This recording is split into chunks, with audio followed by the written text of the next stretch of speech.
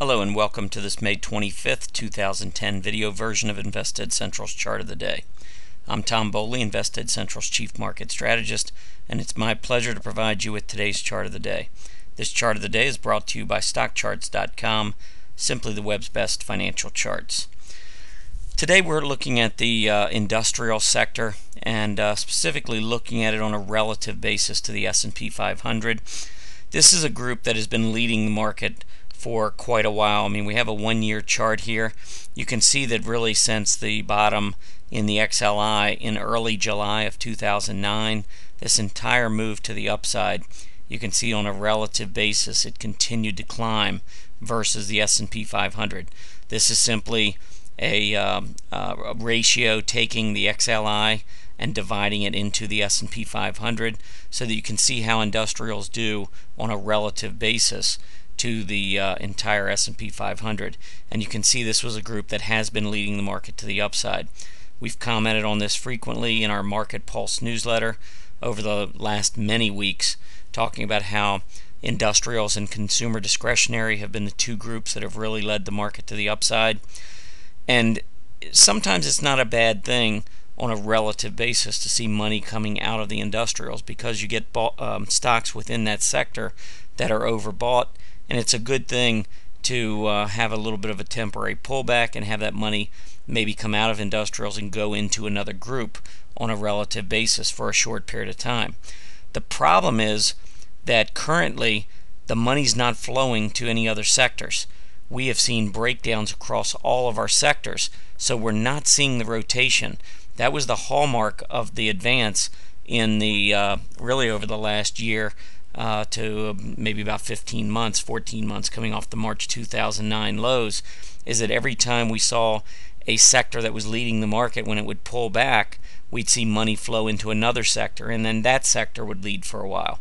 That is not the case right now. We have all of the sectors on breakdown to the downside in terms of price action. You can see the XLI here, which initially fell back in early May to a closing low around $30, and now we have seen 3 consecutive lows in a row below that $30 level. So we're getting price action that's confirming some bearish technicals. The break below the 50-day, we moved back above the 50-day, then we lost it. You can see the volume on this move to the downside has been very strong on both legs. So it's not like this seems to be running out of steam to the downside just yet. We are very pessimistic in terms of the equity only put call ratio. I think that might help try to keep a floor on things, but we'll just have to kind of see how the day evolves and whether or not sectors can begin to lead again on a relative basis. Obviously, money flowing back into the industrials would certainly help the overall market.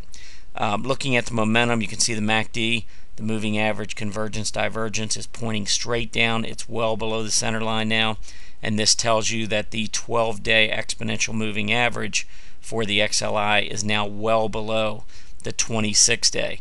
Again, a sign of weakening momentum. Clearly the bears are in charge here, and that's going to make it difficult for the bulls to regain control here in the near term. What I would look for is, first, we need to see the XLI get back up above $30. That's going to be one key area of resistance. You're going to have gap resistance up at about 30.40, and then you're going to have a declining 20-day moving average at 30.93. So all of those areas are going to present some challenges for the bulls on the industrial side. And to the downside, the gap down that we saw on Friday of last week was down around 28.50 or so. That's going to be an area that needs to hold as support if the XLI continues to come under pressure in the near term. I hope you've enjoyed our presentation today. Be sure to check out our chart of the day every day at InvestEdCentral.com. While you're there, sign up for our free weekly marketPULSE newsletter and have the chart of the day emailed directly to you. Happy trading.